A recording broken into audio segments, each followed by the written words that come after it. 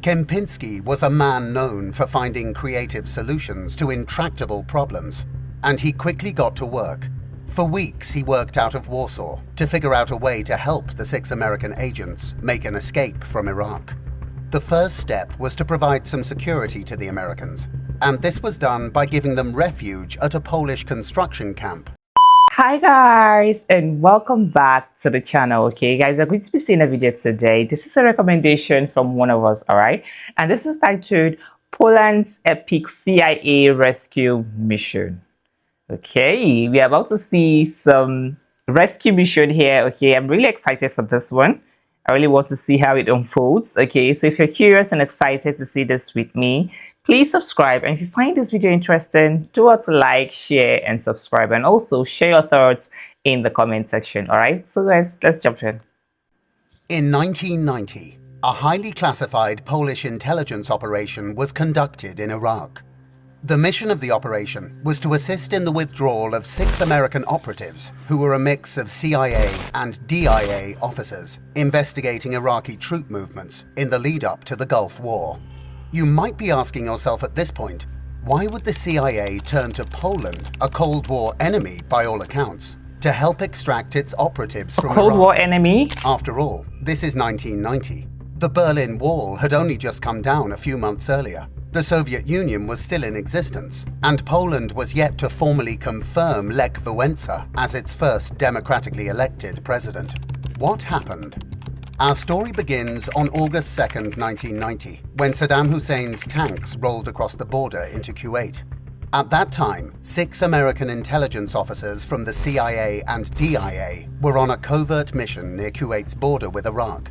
And as the Iraqi army advanced, they found themselves on the wrong side of the front line. However, since they did not have diplomatic cover identities, they could not seek assistance from the US Embassy. What made matters worse is that their mission was highly sensitive. According to both Polish and US sources, these American officers were investigating the movements of Iraqi troops in the lead-up to the invasion of Kuwait. Without other options, the 6 American spies fled to Baghdad, along with hundreds of other foreigners. They moved from place to place, trying to stay ahead of Iraqi intelligence, but their predicament quickly became very dangerous. Despite not being taken hostage or directly threatened by the Iraqis yet, the group was in significant danger of being caught. The severity of the situation and potential fallout from a group of CIA and DIA operatives being caught in Iraq grabbed the attention of senior US government officials. The issue was discussed in meetings of the National Security Council, and the then CIA Director William Webster was asked to keep the White House informed of every development in the operation. What made things worse is that the CIA was caught in an uncomfortable situation, as without their own resources on the ground, they needed to rely on allies to help in the extraction of their assets. But having reached out to several European intelligence agencies for assistance, including Great Britain and France, and having their request for assistance declined due to the dangerous nature of the operation and the incredibly volatile situation on the ground, with the ongoing invasion of Kuwait underway, they were left with only one last crazy idea. Poland, by all accounts a bitter Cold War enemy, would draw less suspicion.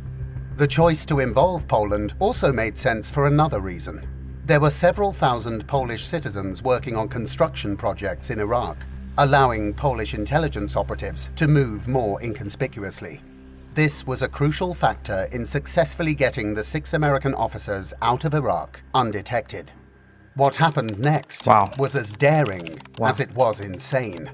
The Polish Minister of Internal Affairs and the Chief of UOP, the Polish intelligence agency, Krzysztof Kosłowski, assigned Gromosław Kempinski, a former Polish spy who was previously based in the United States and participated in many operations against Western intelligence services, as the commander for the mission in Iraq.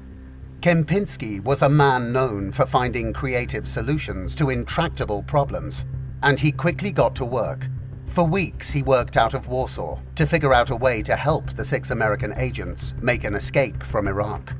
The first step was to provide some security to the Americans, and this was done by giving them refuge at a Polish construction camp outside of Baghdad. The longer the mission took to plan, though, the more difficult it became. The situation in Iraq changed daily. Saddam Hussein, the then president of Iraq, wasted no time in imposing strict travel restrictions on diplomats and establishing military checkpoints on all highways following his invasion of Kuwait in 1990. The only foreigners allowed any freedom of movement were those working on government contracts, a group that included many Poles. As Washington and Warsaw struggled with bureaucratic red tape in devising the plan to extract the 6 American intelligence officers trapped in Iraq, the Poles proposed a solution: send their own intelligence officers into Baghdad to take charge of the operation. A decision that was at the same time both shocking and impressive to the Americans. The plan was daring and the mission incredibly risky. As Poles arrived in Baghdad to rescue the Americans, they were confronted with a harrowing sight. The Americans they were tasked with saving were in a dire state, worn out to the core by the weeks in hiding. They were in real danger, and the Polish officers knew they had to act quickly to get them out of Iraq alive. Despite the Poles' past as Warsaw-pact spies, they felt compelled to help their former enemies. As one later put it, "Most of us weren't believers, just professionals.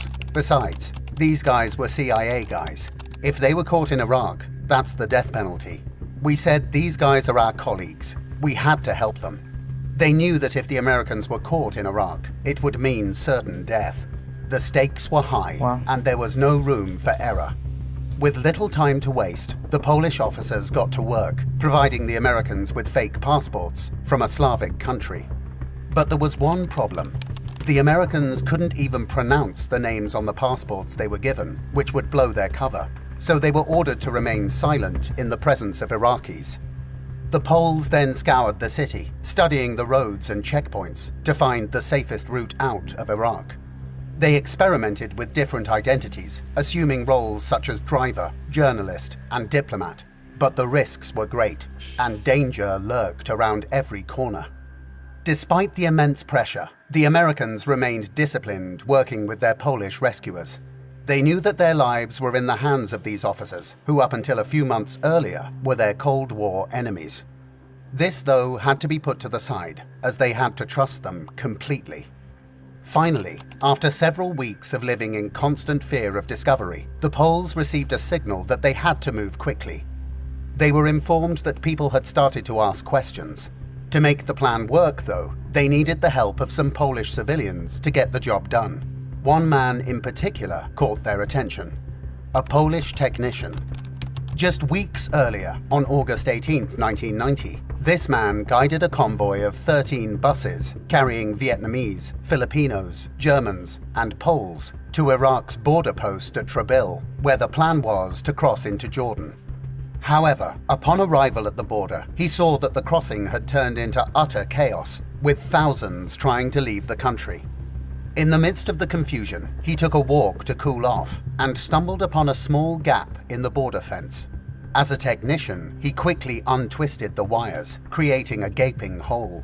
And with that, in just about an hour, 430 people from 13 buses successfully slithered out of Iraq through the breach in the fence and into Jordan. As word of his heroics quickly spread through the Polish community in Iraq, his feat caught the attention of the Polish intelligence officers charged with rescuing the American agents. They approached him to ask for his help. He agreed. After several weeks, the Polish officer leading the escape arranged for their departure and sent a cable to Warsaw, which was to be relayed to Washington to inform them of their plans to leave with the Americans. However, at the last minute, a cancellation message arrived due to the Americans' lack of exit visas from the Iraqi government in their counterfeit passports. Washington demanded that they obtain the necessary visas, which would take several more weeks to resolve. Despite the setback, the officer persisted in finding a solution and prepared for another departure. On the morning of the planned operation, at 2 a.m., the Polish officer sent another cable to Washington, notifying the US government that they would move at 5:30 a.m. However, a reply arrived at 5 a.m., advising them to cancel, this time due to the CIA's objection to the Polish officer's presence.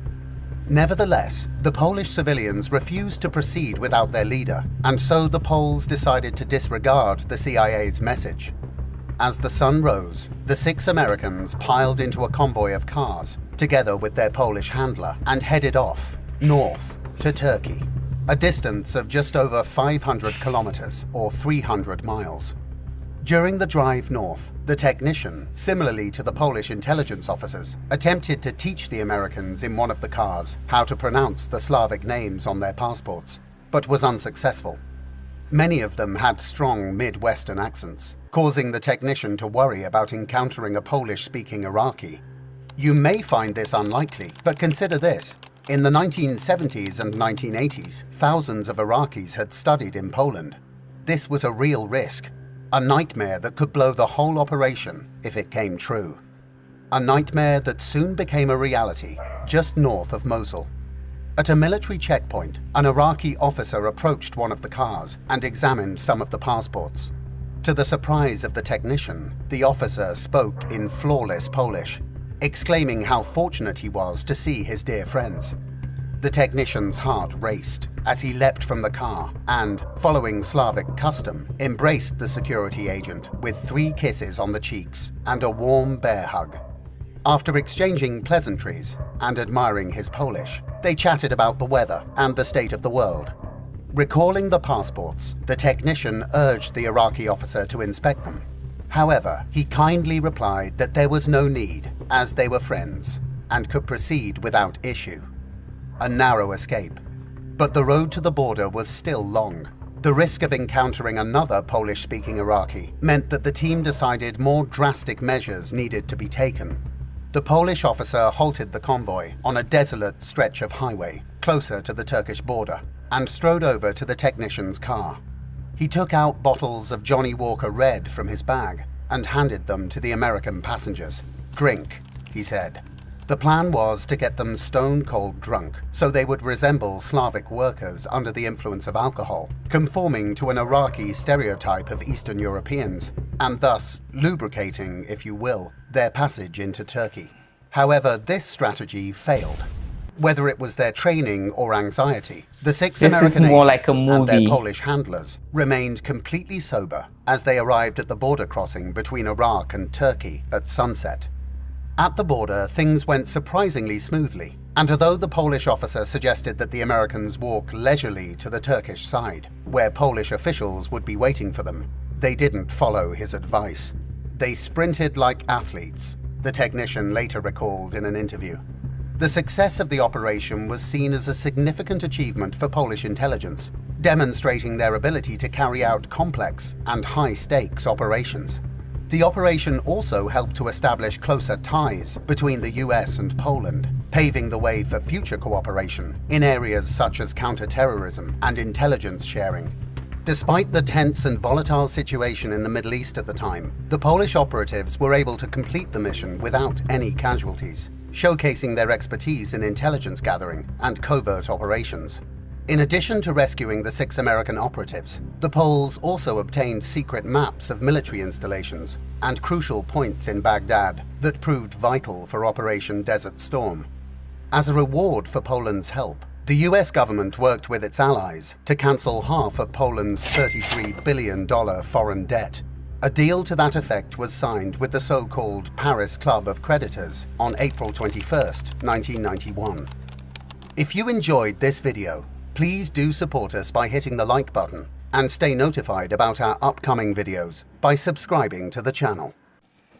Wow, I've been watching this like I am seeing a complete and total movie. Like, that was really a very smart and brave thing from Poland helping the US, like their CIA rescue mission. All right, like, it's really wonderful, and I'm really shocked to see this. All right, because we've heard lots of stuff that Poland and the US are not friends and all of that. So getting to see that they actually went on a CIA rescue mission, 6 of them from Iraq. All right, like, it's really shocking to me seeing this. But I got to understand from this video that Poland and US are not enemy as the way we are all hearing about it, as the way we are seeing it online.